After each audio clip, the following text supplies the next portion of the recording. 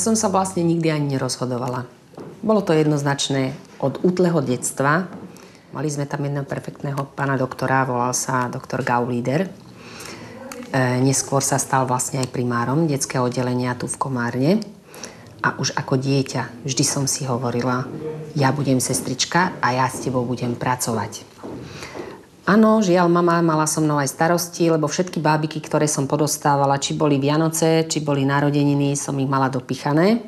Takže otázka, teda keď prišlo na to lámanie chleba v tých 14 rokoch, čím chcem byť, u mňa otázkou nebola.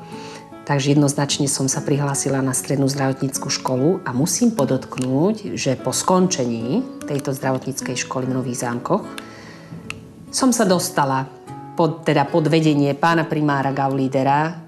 Teoreticky to bol taký ten môj splnený sen od toho detstva, že chcem s ním, lebo som vedela, aký je človek, ako pristupoval k deťom a ja som teda vyučená detská sestra. Aj keď teda sú rôzne ponuky, všelijaké, že viac by sme zarábali vonku, aj plat sestry, s mojím vzdelaním, so všetkými tými školami. Nie, jednoznačne. Komárno je moje mesto. Nehovorím, že som vyrastala, ale tu som vlastne prežila polku svojho života. Tu sa poznáme, máme sa radi, sú tu dobrí ľudia. Tu sa naučíte aj dvojjazyčnosť, teda musíte využívať aj v tom teréne.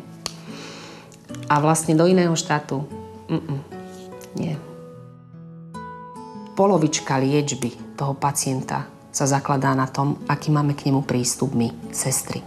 Teda keď prídem k tomu pacientovi a usmievam sa, pohľadím ho a povzbudzujem ho a dávam mu tú nádej, že áno, nebojte sa, uzdravíte sa, nebojte sa, dobre to bude, potrebuje to čas. A keď to hovoríte s úsmevom, ten pacient vám aj uverí a je to aj tak, že vlastne my si nevymýšľame, ale keď to vidíme, tak áno. A ten úsmev tam musí byť. Tá práca nás naplňa a kto túto prácu bere ako prácu, tak nemá čo v zdravotníctve robiť. Takže ešte takým mojím prianím, aby si nás všimli tí najbližší, čo s nami spolupracujú. Sú to vlastne lekári, ktorí ako prví a jediní vidia tú našu prácu a vedia, o čom to je a čo robíme. Ja si myslím, že my, sestry, urobíme kus veľkej práce a hlavne sme tam vždy pre toho pacienta. Od rána do večera, od večera do rána. Sme tam ako prvý kontakt. A až potom príde ten lekár, áno. Sú také tie depresívne dni, vždy sa ma pýtajú, ako to robím. Ja im tak randomne zvyknem odpovedať. Viete, ja mám doma takú nabíjačku na baterky. Ja sa ráno nabijem a do večera na tej baterke fungujem. Tak jasné, že to tak nie je. Neviem, ja to mám asi v povahe. Ja som asi taká od narodenia. Teda ja som vždy bola taká extrémne hyperaktívna. Ako nič nie je nemožné. Všetko sa dá vyriešiť. Ako nie je problém, ktorý sa nedá riešiť. Takto by som to nazvala. Moji rodičia mi dali do vienka dobrosrdečnosť, lásku a vychovávali ma vždy k tomu, aby som pomáhala všetkým bez rozdielu farby pleti, bez rozdielu náboženského vyznania. Je to jedno, je to človek. Teda oni dali ten základ tej mojej profesii dnešnej. Ja mám, chvála Bohu, 3 deti, takže sme početná rodina. 2 dievčatá a 1 chlapca. Som na nich strašne hrdá a hneď vám aj poviem prečo. Tá najstaršia, tá zachraňuje všetky zvieratka na tejto planéte. Ten prostredný syn má svoj zdravotný handicap a napriek tomu vždy myslí na toho druhého. No a to moje najmenšie, tá moja 7-ročná Rebeka, sama ma upozorní na ulici. Aha, mama, ujo, ktorý nemá domov, poďme mu kúpiť obed. Viedla som ich k tomu od malička vždy pomáhať, vždy pozerať na to druhého človeka, keď je aj sociálne slabší, že neprejsť vedľa neho, ale spýtať sa, ako ti pomôžem, čo ťa trápi. Teda moje 3 deti, to je moje všetko.